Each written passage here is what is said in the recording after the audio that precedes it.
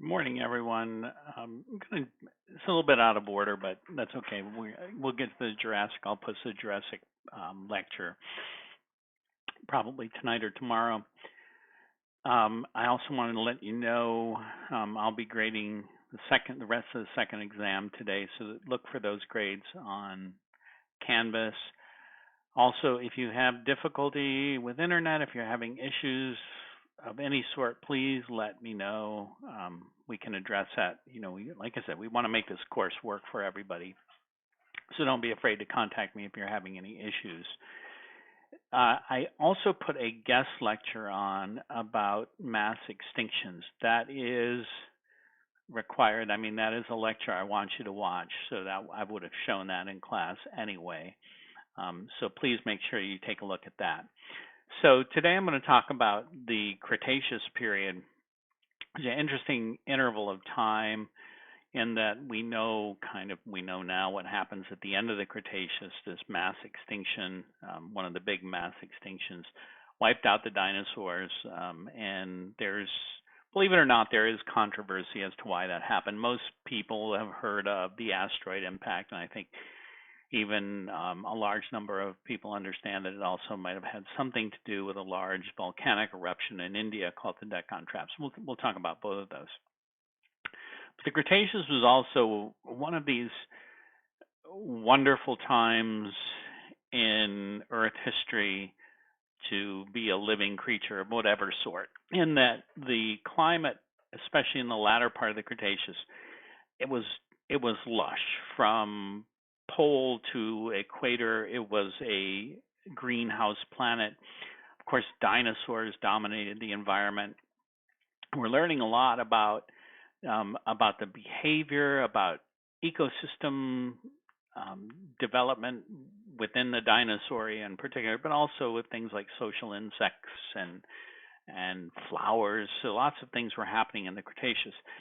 We're also starting to understand what some of these dinosaurs look like. You probably heard birds and dinosaurs are related, but it appears that these dinosaurs probably had some color to them. There were probably differences between males and females. This picture here is a color of a picture, a schematic, not a picture. Yeah, I took the picture back in the Cretaceous. A schematic coloring of T-Rex, and these are somewhat speculative, but there have been a number of fossils found that are exceptionally well preserved that actually people have interpreted as reflecting colors. There's another, I say new, it's not new anymore, but back in 2007, there was a UF professor, he's since moved on or retired, named Dave Dilcher, and he discovered the first flowering plants in the Cretaceous. And you can still find this. I think it's Oldest Flower or something like that. You can find it on Nova. You search for it on YouTube. Maybe I'll post it up there in case you're interested. But this is the first flower. I think there's been an older flower now found, but this one was called Archifructus. It's about 125 million years old, perhaps similar to a black pepper plant. You may ask, well, what's the big deal about flowers? Well, a couple of things. First of all, it used to be thought that flowering plants co-evolved with social insects like bees, right? Flowering plants need bees to pollinate, so it's not too far-fetched to think that they probably co-evolved. Turns out social insects appeared in the fossil record much earlier. I showed you pictures of termite mounds from the Jurassic, even from the Triassic. So it appears that social insects were around a lot earlier than the flowering plants. But flowering plants are important. And in fact, Dilcher argues that if it were not for flowering plants, humans probably wouldn't be here. So what's so great about flowering plants, and what's the big thing? Well, it has to do with reproducibility and exchange of genetic material across plants. So here's a picture of Archifructus. Relatively simple plant, but it's the first flowering plant. So getting back, why are flowers important? If you people who study plants, I'm not a horticulturist. I just asked my wife. She said I don't know any plants, but I do know that flowers are an incredible energy drain for plants. It takes a lot of food for flowers to be produced on a plant, and as you know, anyone who has flowers or like flowers, they don't last a long time, right? They come out and they just don't last very long. So why have them? What is the purpose of having flowers? Well, it's very simple. It has to do with sex, reproduction. And what makes it so cool in plants is that these cross-pollination and cross-breeding of plants actually produces, the richness and the variety of, especially for us, fruits, different vegetables. And so it's essential to the human food source that we have flowering plants. So it's not a trivial evolutionary development in the fossil record. So that's one. Within the Dinosauria, there's lots of things going on, obviously. There was no major extinction at the end of the Jurassic leading into the Cretaceous. Life continued to develop. Dinosaurs roamed the earth. They were the prime animals dominating the landscape during the Cretaceous. And within the Dinosauria, a number of changes happened. In particular, one of the evolutionary developments that we can kind of track through these Dinosauria has to be with the rise of the ceratopsian dinosaurs. And so we'll go through a couple of these. There was a new link. So again, this is the ceratopsid family. This is discovered. It's called Albertoceratops, and these are typical family diagrams. In fact, if you're not familiar with these, I've showed a few of these already. But what's interesting, of course, is that evolutionary biologists and biologists can trace back the evolutionary history of any particular organism, whether or not they have DNA. So, of course, we don't have DNA from these creatures, but we can trace things like COVID-19 virus. I put that on earlier in the semester. You can go back and you can see the evolutionary history of the COVID-19 virus. You produce these family trees, and then each step along the family tree has its own family. So if we look back, here to the original ancestor of ceratopsin, you can see it branches off, and then those branches branch off, and so forth. So these are family trees. So these are cousins to these, and these are more closely related. And the further away you are in this tree, the less closely related are to something else on the tree. So, for example, Protoceratops, which sits up here at the top of the tree and is one evolutionary branch, is more distantly related to Triceratops, even though they're both ceratopsian dinosaurs. So you can follow this tree, and then you can see that Triceratops is more distantly related to, say, Chasmosaurus, and Chasmosaurus is therefore more distantly related to Protoceratops. But they're all part of the same family of ceratopsian dinosaurs. What's interesting is that people who are studying these said, well, we have this branch here, and we have this branch here, or even these two branches. There must be some link between these branches. And sure enough, that link was discovered a little bit ago. The basal ceratopsid, so that one I showed you up at the very top of that family tree, is called Protoceratops. Didn't have horns. Okay, we think of Triceratops, 3 horns, right?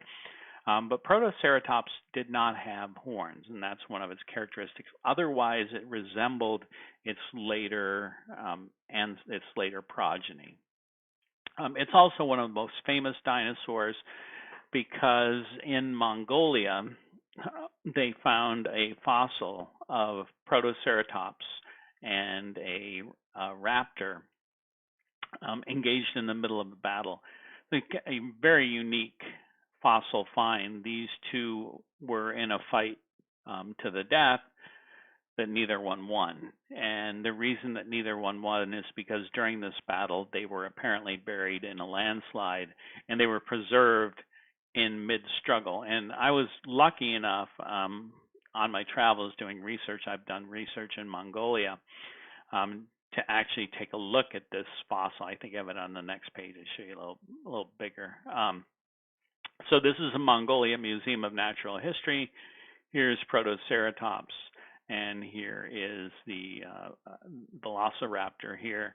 And this is how the fossils were discovered in situ. So this is, they basically reproduce this in the museum, but you can see they're surrounded by the sand or whatever it was that killed them. So it's kind of a unique fossil. And this is the basal ancestor to the rest of the ceratopsian dinosaurs.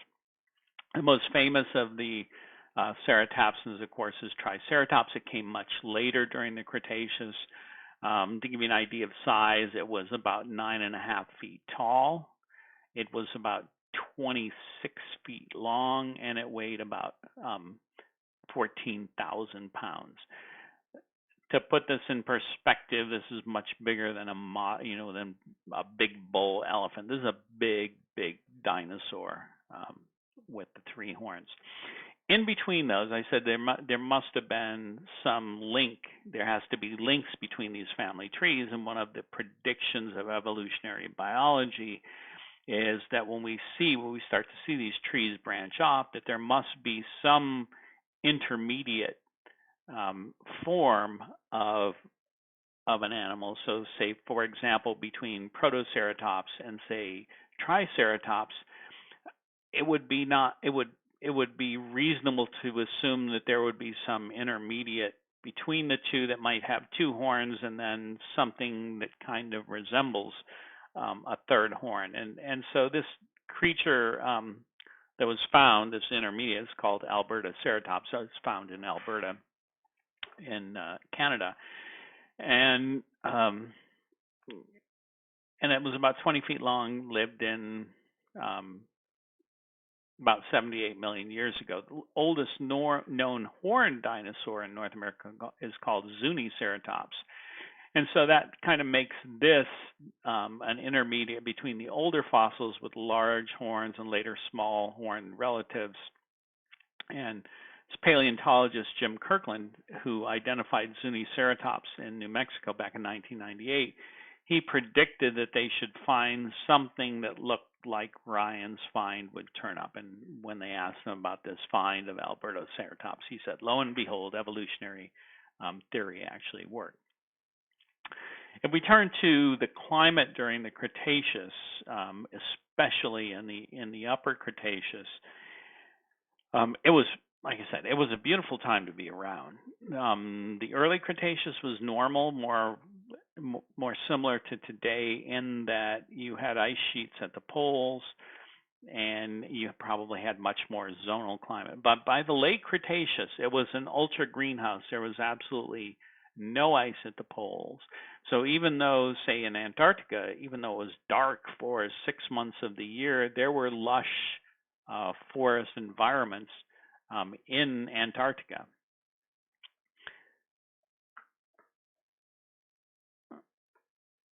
Because it was so warm and shallow seas surrounding the globe, the late Cretaceous is also famous for chalk.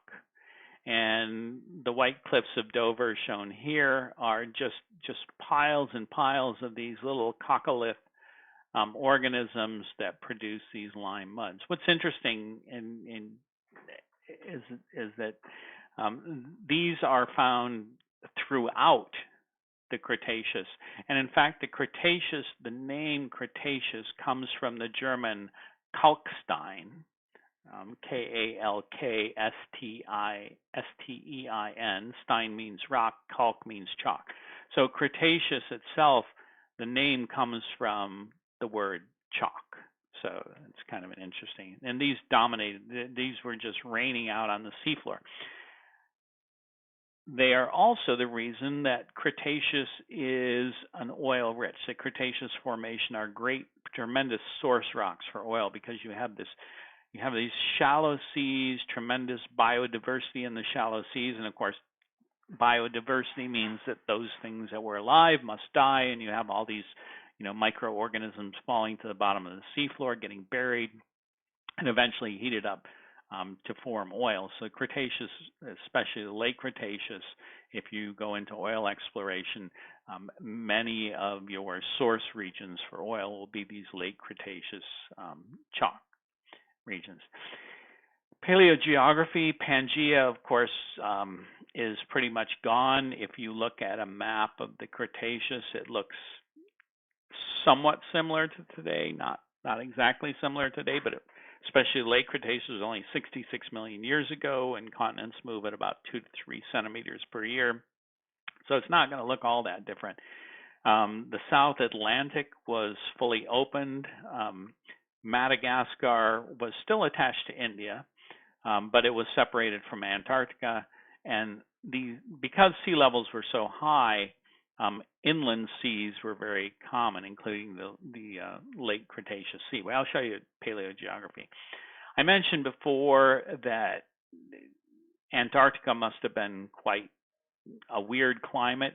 This temperate rainforest, evidence for this temperate rainforest, 90 million years old, was discovered in West Antarctica, I think last month. So this is a diorama of what that temperate rainforest would have looked like about 90 million years ago. And of course, this was bathed in darkness for 6 months of the year, but these temperate rainforests still existed in West Antarctica. Here is a map of the late Cretaceous about 94 million years ago. You can see it doesn't look all that different from today. All right, South America and Africa are a little bit closer together.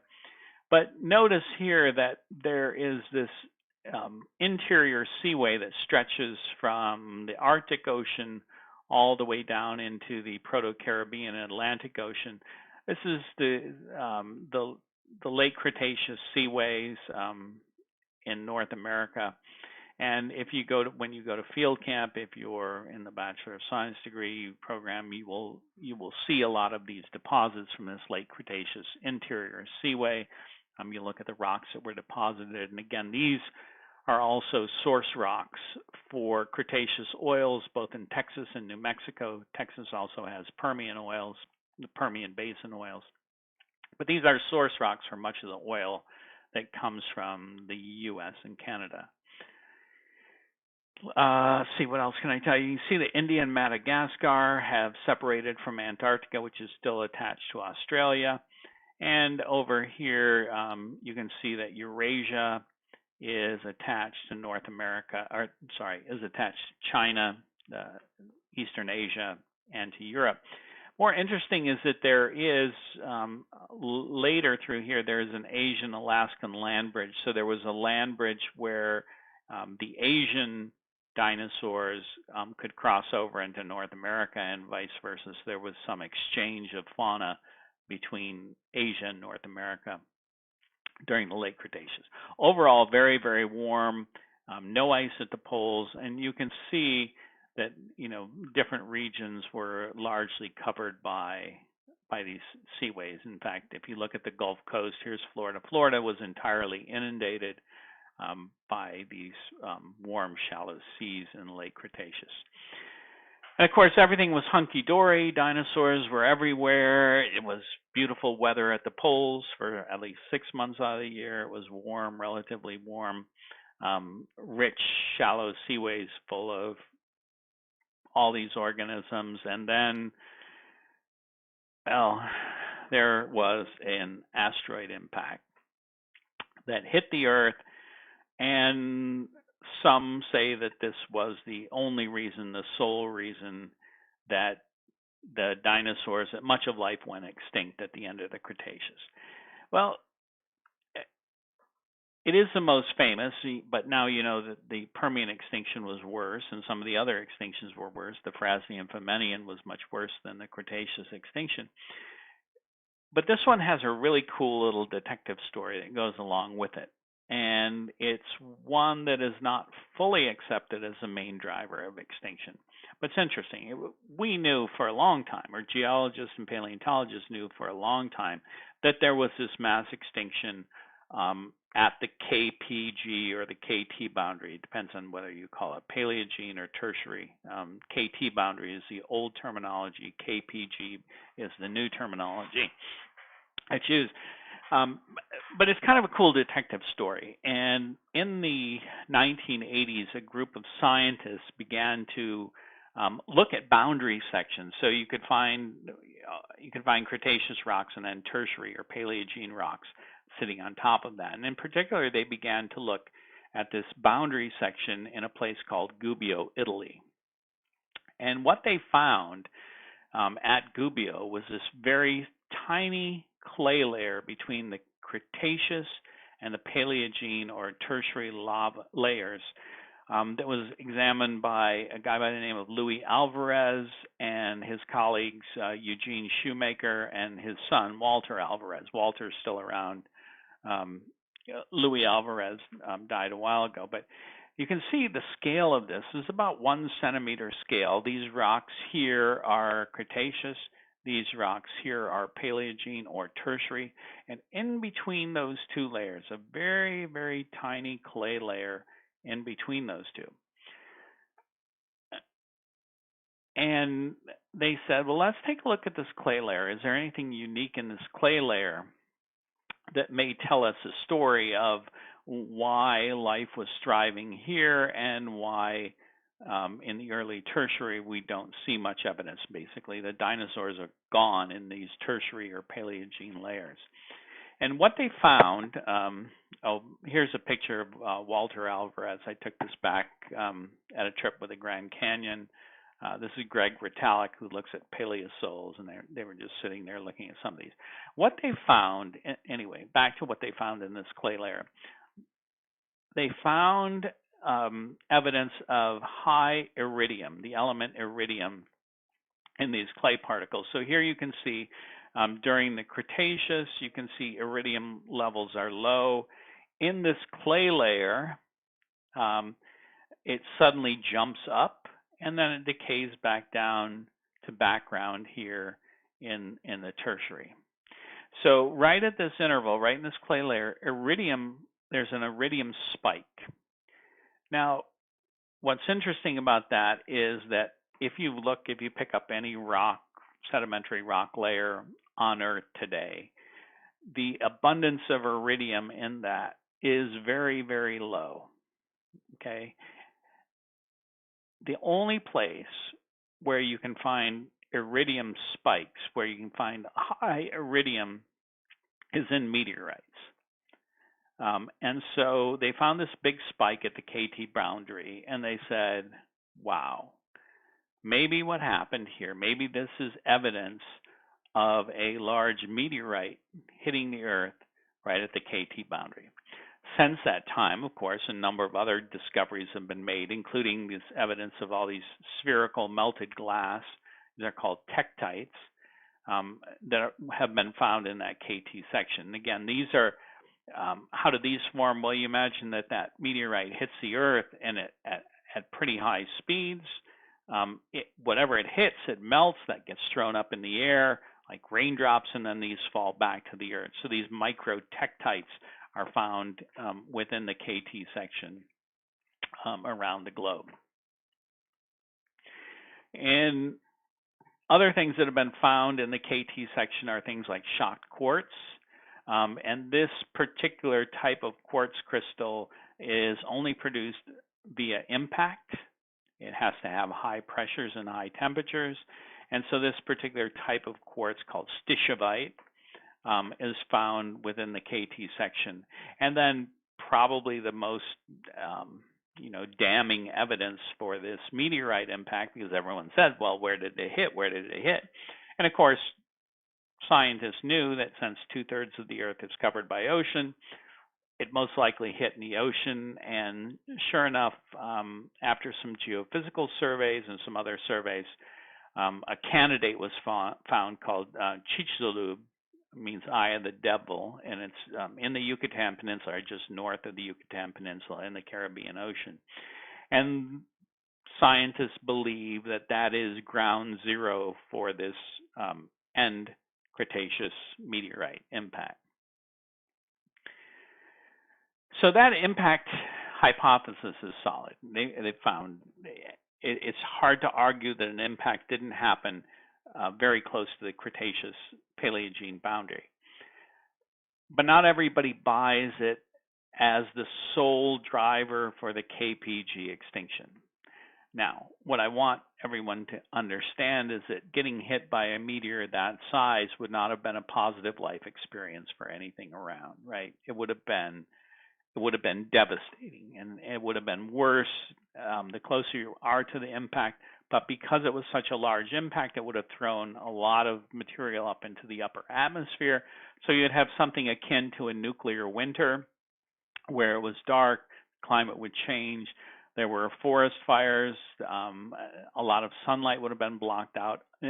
All of that's very negative on the food chain. Remember, the food chain starts with the plants and then the herbivores and the carnivores. So if the plants die out, everything that depends on those plants is going to die out as well. And when you have an impact like this, when you have a climate change like this, you're going to wipe out that basal food chain, and that's going to extend up. There's been a lot of controversy about exactly how old this Chicxulub crater is. And there were some people who said it may be a little bit too early for the KPG extinction by a few 100,000 years. All right. So you may think, well, a couple 100,000 years, what's the big deal? But if you want to blame an impact for an extinction, then a few 100,000 years is long enough for all of that material to move out of the atmosphere, and all of its negative effects, most of its negative effects would have been mitigated. Obviously, there would have been some extinction. So there's some who've argued, well, the geochronology tells us a little bit early. Now, there's still a lot of controversy about the age of this crater. It's hard to date an impact crater. So people who like this have said, well, maybe there was a dual impact. So a person by the name of Gerda Keller, who says, well, maybe Chicxulub impact here, it did come in the Upper Cretaceous. It was bad, but there may have been a later KT impact here, and it's this later KT impact that actually caused the extinction, not Chicxulub. This is highly debated, and people argue about this all the time, and it really depends. It really depends on how well defined these ages are. And you can see here at the time of the dual impact, this was dated to about 65.3 million years. I haven't seen any recent work on dating this Chicxulub impact crater, but most people still assume that it was close to the KT boundary. So I think this dual impact hypothesis, although it's out there, is not holding favor with much of the scientific community at the moment. The other possibility is that the impact crater, if it was too early, for example, if the impact crater was too early, then maybe there was another tragic event that happened that caused this KPG extinction. And going back to the Permian, we talked about the Siberian traps. Well, it turns out here towards the end of the Cretaceous, there's another one of these Trappean type eruptions called the Deccan traps in India. It is a large volcanic eruption. It appears to be coincident with the KPG boundary, the KT boundary. In fact, one of our professors here, our new professors here, Courtney Sprain, has done extensive work dating these Deccan traps and trying to figure out the age of these Deccan traps, and in particular, not just the age, because these are thick lava flows, but how much lava was erupted during each pulse, because in order to generate an extinction, even though you have a lot of lava erupted here, a lot of basaltic lava, what you want is you want a big eruption, a large eruption, in order to cause an extinction. So back during the time of this initial hypothesis about the impact, a guy by the name of Vincent Cortillot from France, he did not like that. He argued that it was the Deccan traps that caused the extinction. Of course, that's because he worked on the Deccan traps, and he came up with this idea that the Deccan traps caused the extinction. So here's Vincent. This is a little bit older picture. These are the Deccan traps in India, and they extend quite a bit. They cover much of India, peninsular India. They're very thick lava flows, just one after the other after the other. There are some gaps in there. So what Courtney has been trying to do is figure out, okay, well, how much was erupted during that first pulse, how much during the second pulse, and what are those ages, and can we tie those exactly to the KPG extinction? And of course, again, even with a large eruption, we talked about this with the Siberian traps, you would have, of course, a lot of things like sulfur dioxide, carbon dioxide, halogens pumped up into the atmosphere. That would not be good for life. So the current information points about 2,000 feet of lava pouring out in as little as 30,000 years.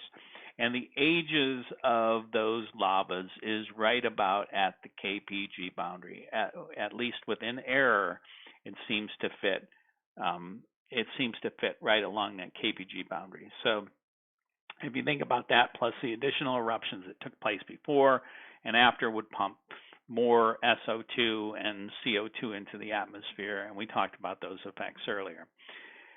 The oceans would become saturated with CO2, which is deadly.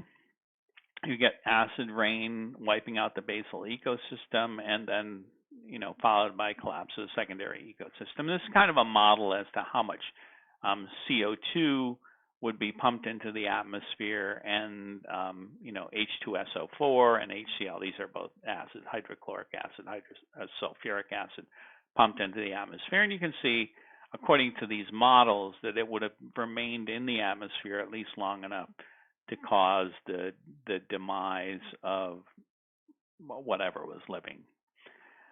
It's a heated debate, and some of the people who are, engaged in this debate, like Vincent Cortillot and Walter Alvarez, has always been a wonderful, nice man.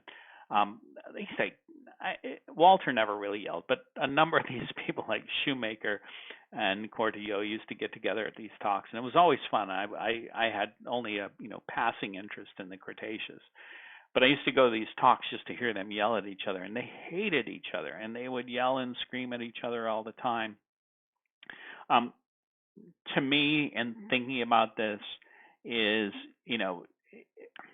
doesn't matter. I mean, neither event, whether it was these large eruptions, whether it was this huge impact, neither event was particularly good for life.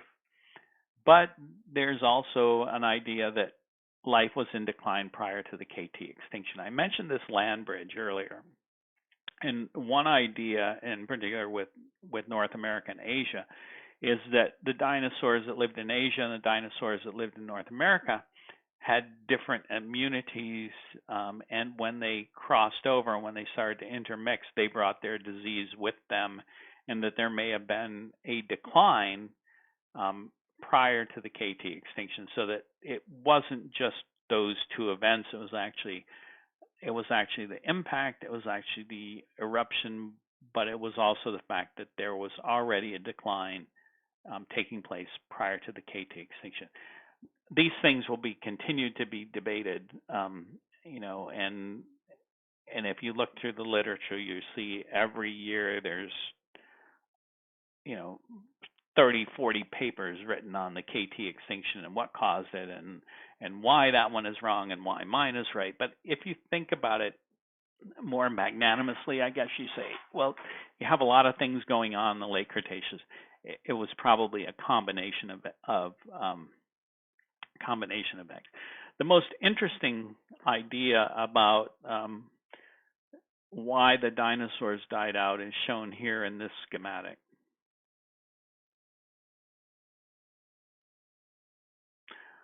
Okay, I'm going to end there, and I will get this posted for you, and then I will begin working on the Jurassic, and then we'll move into the Cenozoic, the era of mammals. Hope everybody's doing okay, staying safe. It looks like I just heard from UF yesterday that now Summer A is online, Summer C is online, and now Summer B has moved to all online. Hang in there. Um, it's easy to go stir crazy. I know here in my house we're all going a little stir crazy, but it's important to stay safe and to take care of yourself and wash those hands. I'll see you soon. Bye.